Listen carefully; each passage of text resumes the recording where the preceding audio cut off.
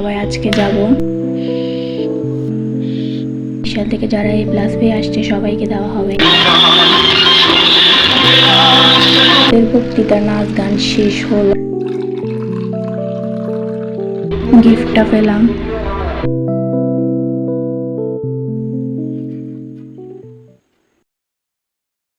Hello everyone, আসসালামু আলাইকুম, welcome back to my new video.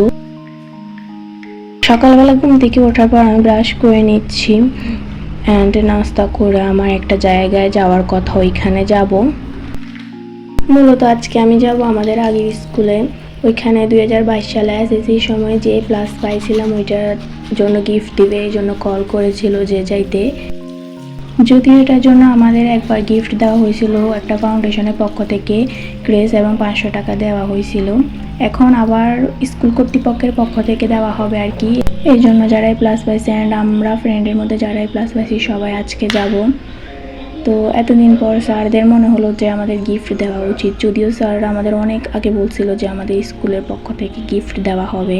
শুধু আমাদের না, 2020 সাল থেকে যারা এই প্লাস পেয়ে আসছে সবাইকে দেওয়া হবে। সো আজকে নাস্তা আমি শুধু আম খেয়েছিলাম, দেন রেডি হয়ে বের হয়ে গিয়েছি।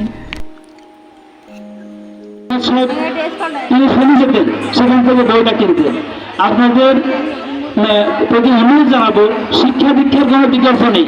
আমরা এই স্কুলে পড়ে দুইবার আমি সভাপতি হয়েছি। আমি এই স্কুলে পড়ে আমি সাংবাদিকতা করি বিবিসি নিউজ, ডেইলি অবজারভার, দৈনিক বাংলা।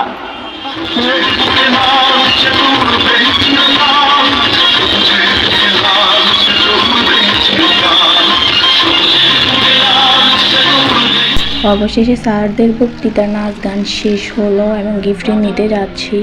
এই যে এতক্ষণ ওয়েট করার পর গিফটটা পেলাম, তো খুব ভালো লাগতেছে যে এরকম আরও একবার পেয়েছি, এখন আবারও পেলাম। খামটার মধ্যে 500 টাকা ছিল আর গোলাপ।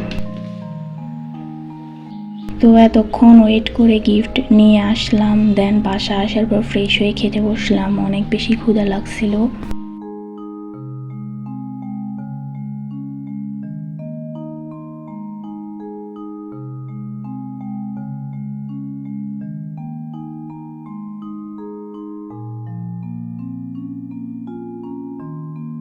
খাওয়া দাওয়া শেষ করার পর আমি রেস্ট নিয়েছিলাম, দেন এই যে সন্ধ্যার টাইমে আমি পড়তে বসেছি।